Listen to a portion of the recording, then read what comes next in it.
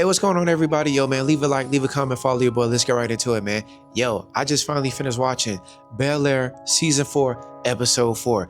You guys already know what we like to do here. We like to go through all the best moments, starting with number 7. And hands down, I gotta go to your boy Snoop Doggy Dogg. He's the counselor, okay? Well, his name in the show is called Leroy, all right? He's the counselor of the Promising Choices program that your boy Will and Carlton got stuck into when they want to sit there and vandalize that G-Wagon way back in episode 1. And I'm not gonna lie, Snoop was so funny because the way he put up on Will and Carlton, and Will's like, yo, man, yo, this class is gonna be easy, bruh. Like, all we gotta do is just pull up, do a little something, that's it. And Leroy's like, all right, well, by the way, I'm your counselor, all right? Now sit your ass down.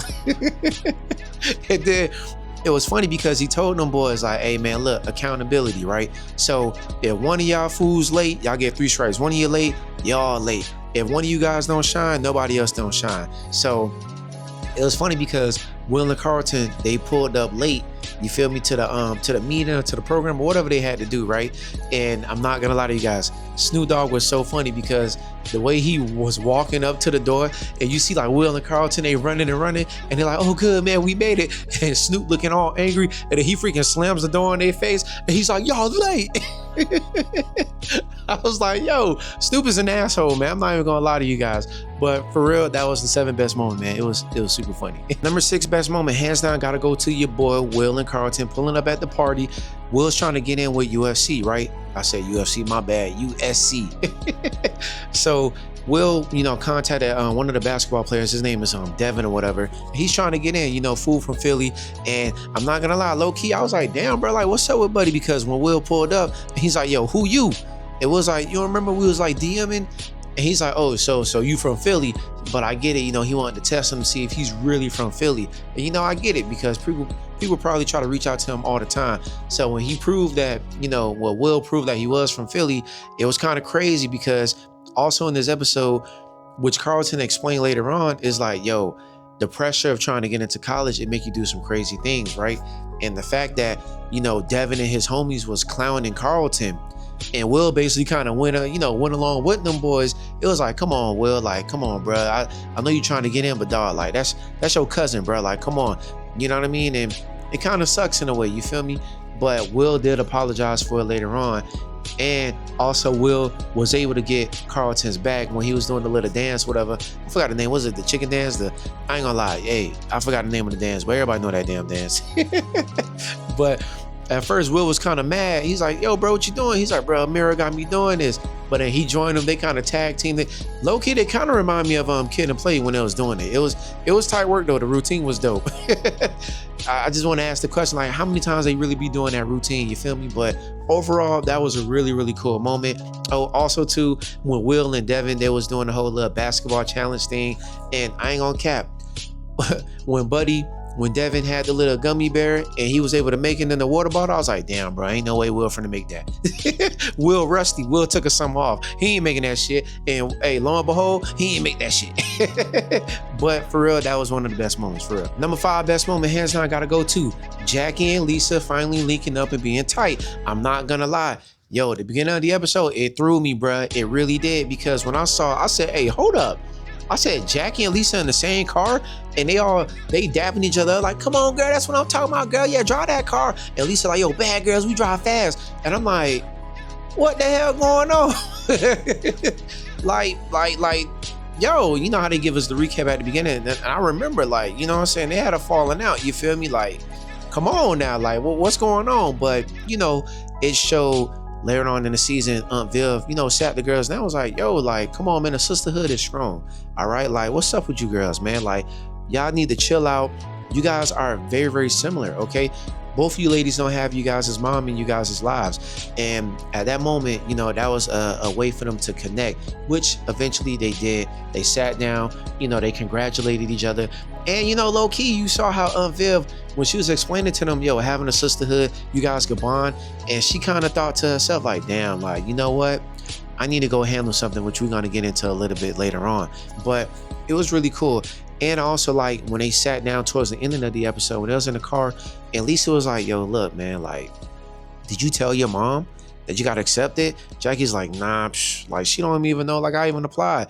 And she's like, man, yo, I would kill to be able to tell my mom, you know what I'm saying, I got on with Harvard or whatever, or Howard, whatever college she got into. And she was like, yo, call your old girl. And, you know, Jackie was able to do it. And that was a really, really touching moment. It really was, man, for real. Number 4 best moment, hands down, gotta go to your girl Erica being pregnant as well. I'm not gonna lie. So Aunt Viv pulled up at, you know, this whole yoga pregnancy thing. You know, it's a good way for her to get out of the house, try to meet, you know, other pregnant women, you know, get in the community, you know how it is, you feel me? And I'm not gonna lie, them girls was trying her, dog, because Aunt Viv, you could tell, Aunt Viv is old school, bruh. Like, she's like, swaddle the baby, lay the baby on the stomach. I mean, you ain't really supposed to be laying that baby on the stomach, man. And they all like, yo, like, what decade she's from? She's talking about swaddling babies when we got freaking cribs and rockers that can move and warm up the baby. I ain't gonna lie, it was so funny. And it just shows like how out of place Aunt Viv is. This is like also another reminder that Aunt Viv is old, bruh. Like, she is old and she really can't, like, I mean, it's just another reminder, like, man, like she really don't want to have this kid. Even later on in the episode where, you know, her homegirls pulled up, you know, they smoking, they turning up, they drinking, they going to different places. They talking about a girls trip out in Vegas and they left her to go smoke in the backyard. And Aunt Viv just sitting there like, damn, bro, like that's supposed to be me.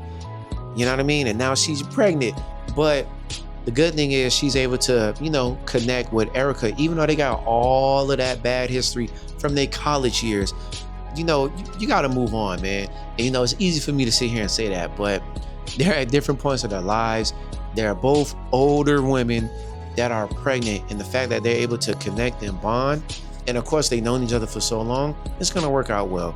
And that, hands down, was a really, really touching moment for real. Number 3 best moment, hands down, gotta go to your boy Jazz getting it on with Miss Gordon, dog. Now, I'm not gonna lie to you guys.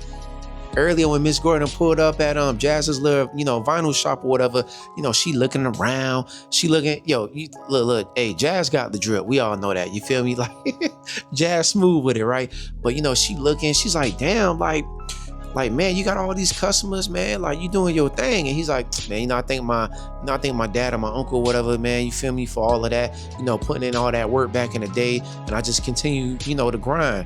And she's like, man, look, you need like goddamn like $500,000 to even start this whole weed dispensary business. He's like, bro, like, I don't got that type of money. And she, you know, she kind of looking at him, sizing him up, like, hey, don't worry about that. I'm gonna make a couple phone calls, you feel me? So you already know she's feeling his vibe. And when she pulled up, looking all good, she dressed up, right? Looking all good, right? And then Jazz like, damn, like, what's up with you, right? and then she's like, yo, you know, I had to hit up Uncle Phil for you. He's like, yo, appreciate that. And she's like, yo, are you open for one more thing? He's like, man, what's up? What's that? And the way she approached him and pulled up on him like that and gave him a kiss.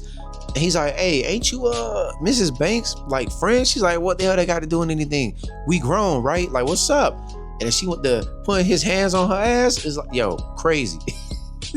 Crazy. Of course, Jazz trying to attack it. Now, I'm interested to see, are we going to get more scenes of them? Or is this just going to be some one-time thing? You know, because again, this season's only 8 episodes. So I'm interested to see like what else is going to happen pertaining to this relationship. But yeah, that was crazy. Number 2 best moment, hands down, gotta go to, yo, your boy Carlton is a snake. He's a weasel, bro. I'm not gonna lie. When the guidance counselor lady called him up to the office and you see Amira sitting down, right? Amira looking pissed off. She's sizing him up.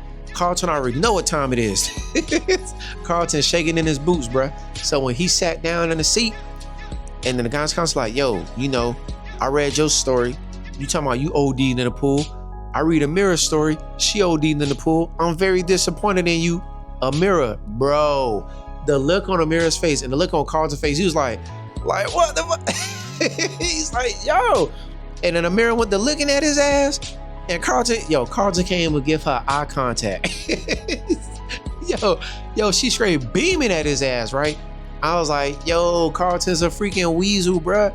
And she looked so disgusted. She dipped up out of there. And she's like, yo, you need to rewrite your essay or whatever. Like, change that up. You can't be lying and stealing people's stories. Dog. Of course, Carlton's trying to plead his case. Like, yo, look, Amira, I'm sorry, this and that. You know, Princeton's like my dream school. Like, girl, like, you know, it was in the heat of the moment. I had to lie. And she's like, man, I don't know what I'm gonna do with you type stuff, man. But I mean, I'm not I don't know if I'm gonna tell or not. I don't know. So, you know, of course he was stressing like all day. But yo, I'm not gonna lie. The fact that they was able to make up towards the end of the episode is kind of crazy in my opinion. But I mean, hey, again, this is the last season. There's only a few episodes left. They trying to wrap all this shit up. Because I really thought this would have dragged out a little bit longer. But again, they made up by the end of the episode. It was crazy. But in that particular moment, yo, Carlton was pissing me off. Shit was crazy. Number one best moment, hands down, gotta go to your boy, Uncle Phil, getting his Marty Bird on. Okay, he's out here money laundering, dog. He's getting businesses, targeting freaking laundry mats, parking lot. Well, the guy for the parking lot, he's like, nah, this ain't for me, bruh. How the hell I sign this paper and I co-own something I build up from the ground up? He was speaking facts, right? So of course Jeffrey on some like, man, look, bruh, we can handle it my way. Uncle Phil's like, we don't need to do that. Jeffrey mad as fuck.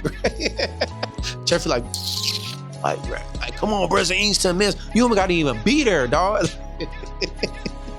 Hey Jeffrey trying to really get down, dog. Like he's really trying to get down. Phil's like, nah, we ain't on that, man. Like, nah, we ain't doing that. but the fact that Uncle Phil really went out his way and targeted Jazz vinyl record shop, dog, this is so gonna blow up in his face. Oh my goodness, man. And when he pulled up on Jazz and he's like, yo, man, I heard, you need an investor. What's up? Jazz happy, dog. Like, come on. Anybody would be happy, dog. Anybody would be happy. And when he's like, yo, I'm gonna explain all the paperwork, his details, Jazz ain't trying to hear all that paperwork shit. He's gonna sign it because why? He trusts Uncle Phil, man. And Uncle Phil is using that trust, oh my goodness, man, to freaking money launder through his goddamn record company. This is gonna be so bad. Like, we only got a couple more episodes to go. This is crazy. Like, how is this gonna shape out, man? Like, this shit is bad, bro. This is bad. But that was crazy. I couldn't believe Uncle Phil did it. And then even when Jeffrey put up with all the stacks of money, and he's like, yo, this is going to Charlie's record shop. Are you sure about this? And Uncle Phil hit him with the, well, you said whenever you involved, nothing goes wrong. Of course, Jeffrey like, he went up out of there. Hey, this is crazy. Honestly, this was a really, really good episode, man. This is a really, really good episode.